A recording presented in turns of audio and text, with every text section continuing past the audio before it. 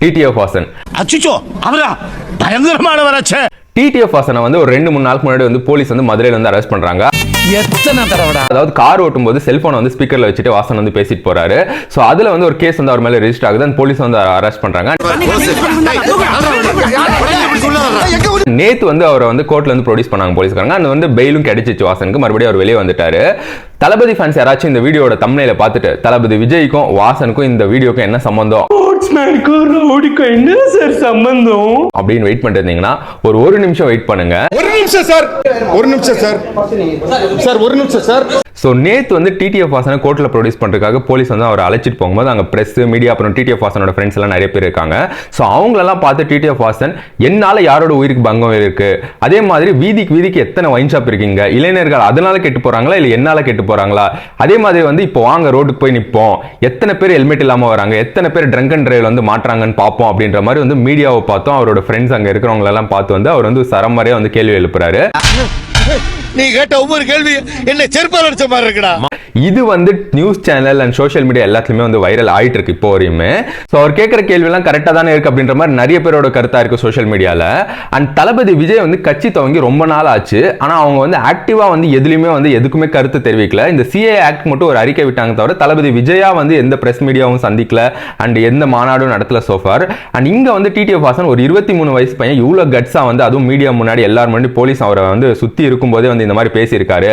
So தளபதி விஜய்க்கு TTF Vasan எவ்வளவு மேலே அவன் சொன்னானா இல்ல இவனே சொல்றான் வந்து இவர் வந்து ட்விட்டர்லயே வந்து கட்சி நடத்திட்டு இருக்காரு அப்படின்ற மாதிரி சில பேரோட கமெண்ட்ஸா இருக்குது.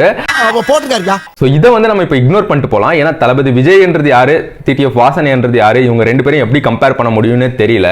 ஆனா ஏன் நம்ம இந்த வீடியோ பண்ணிட்டு இருக்கோம் அப்படின்னா, ஏன் தளபதி விஜய் ஆக்டிவா இல்ல, இன்னுமே வந்து அவர் கட்சி அனௌன்ஸ் பண்ணி இவ்வளவு நாள் ஆகியுமே அவரால் வந்து ஏன் ஆக்டிவா வந்து பிரஸ் முன்னாடியோ இல்ல மாநாடு நடத்துறதோ இல்ல மக்களை வந்து சந்திக்கிறதோ இந்த மாதிரி விஷயங்களை ஏன் அவரால் பண்ண முடியல அப்படின்னு ஒரு எக்ஸ்பிளனேஷன் தான் இந்த வீடியோ.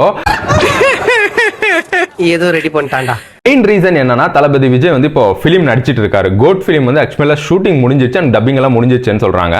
நெக்ஸ்ட் வந்து 69th ஃபிலிம், அந்த ஃபிலிம்கான ஒர்க்கும் போயிட்டு இருக்கு. அதே மாதிரி இன்னொரு பக்கம் அவரோட கட்சி தமிழக வெற்றி கழகத்தோட கொடி சின்னம் இந்த மாதிரி விஷயங்கள்லாம் இருக்கு. அண்ட் அபிஷியலா அவங்களுக்கு வந்து தேர்தல் ஆணையத்துல இருந்து சில ஒப்புதல் வரணும். ஸோ அதுக்காக வெயிட் பண்ணிட்டு இருக்கிறதா வந்து சில பேர் சொல்றாங்க. ஸோ அது வந்த பின்னாடி வந்து மாநாடு நடத்துறதும் அந்த மாதிரி விஷயங்களை வந்து தொடங்குவார் தளபதி விஜய் அப்படின்னு சொல்றாங்க. அண்ட் அதே மாதிரி இப்போ வந்து தளபதி விஜய் வந்து கோட் படத்தோட ஷூட்டிங் முடிச்சிட்டாரு அண்ட் டப்பிங்கும் முடிச்சிட்டாரு. நெக்ஸ்ட் வந்து தளபதி 16 அதாவது லாஸ்ட் ஃபிலிம், அதோட ஒர்க் இன்னும் ஸ்டார்ட் ஆகல.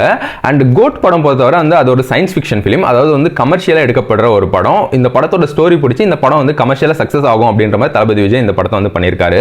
ஸோ இது வந்து ஒரு பொலிட்டிக்கல் த்ரில்லர் கிடையாது. என்ன ரீசனுக்காக இப்போ நான் இந்த பொலிட்டிக்கல் த்ரில்லர் சயின்ஸ் ஃபிக்ஷன் எல்லாம் பேசிட்டு இருக்கேன்னா, இப்போ வந்து தளபதி விஜய் அரசியல் பேசினாலோ இல்ல மாநாடுகள் நடத்தினாலோ இல்ல கருத்துக்கள் தெரிவிச்சாலோ இந்த படத்து மேல, இந்த கோட் படத்து மேல வந்து அது பயங்கரமா ரிஃப்ளெக்ட் ஆகும். இவரு பிடிக்கிற நிறைய ரசிகர்களே வந்து நிறைய கட்சிகள்ல இருப்பாங்க, திமுக அதிமுக அப்படின்ற ஏகப்பட்ட கட்சிகள்ல இருப்பாங்க.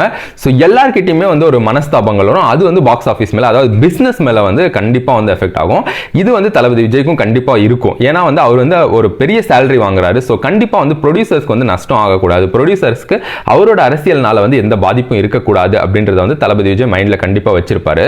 ஸோ அதனாலையுமே வந்து அவரோட கருத்துக்களை தெரிவிக்கிறதுல வந்து கொஞ்சம் அவர் தள்ளி போட்டிருக்காரு. அண்ட் அதே மாதிரி வந்து பேரலா வந்து வெல்ஃபேர் ஆக்டிவிட்டிஸ்லாம் பண்ணிட்டு இருக்காங்க. இப்போ ஸ்டூடெண்ட்ஸ் வந்து சந்திக்க போறாரு, 10th 12th வந்து அதிகமாக மார்க் எடுத்த ஸ்டூடெண்ட்ஸ் வந்து சந்திக்க போறான்னு சொல்லிட்டு இருக்காங்க. அண்ட் அதே மாதிரி வந்துட்டு இப்போ ரீசெண்டாக வந்து அந்த சாப்பாடு போட்ட விஷயம் ஆகட்டும், ஸோ வெல்ஃபேர் ஆக்டிவிட்டிஸ் வந்து கண்டினியூ பண்ணிட்டு தான் இருக்காங்க. அண்ட் தளபதி விஜய் வந்து டைரக்டா எதுவுமே பண்ணல, அதாவது டைரக்டா வந்து பேசல அப்படின்றது தான் இப்போ ஒரு பிரச்சனை.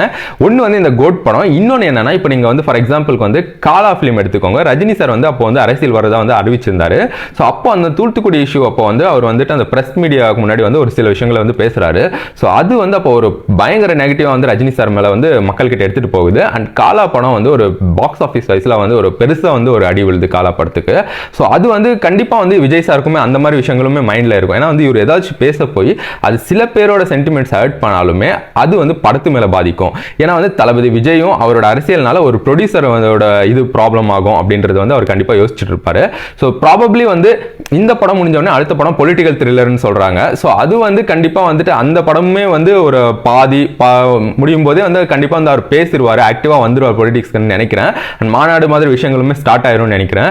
என்ன ரீசன்னா அந்த படம் வந்து பொலிட்டிக்கல் த்ரில்லர்ன்றதால வந்துட்டு அது கடைசி படம் அப்படின்றதாலையும் வந்துட்டு யார் என்ன வன்மம் பண்ணாலுமே அந்த படம் வந்து ஒரு ஃபேன்ஸ் கிட்ட வந்து இதுதான் கடைசி கடைசி படம் அப்படின்ற மாதிரி பயங்கரமாக செலிப்ரேஷன் பண்ண படம் அந்த படத்தை. ஸோ அதனால வந்துட்டு தளபதி விஜய்க்கு வந்து அந்த படத்து அப்போ வந்து அவர் என்ன பேசினாலும் பிரச்சனை இருக்காது. ஸோ அது வரையுமே வந்து அவர் வந்து கண்டிப்பாக வந்து காமாக தான் இருக்க போறாரு.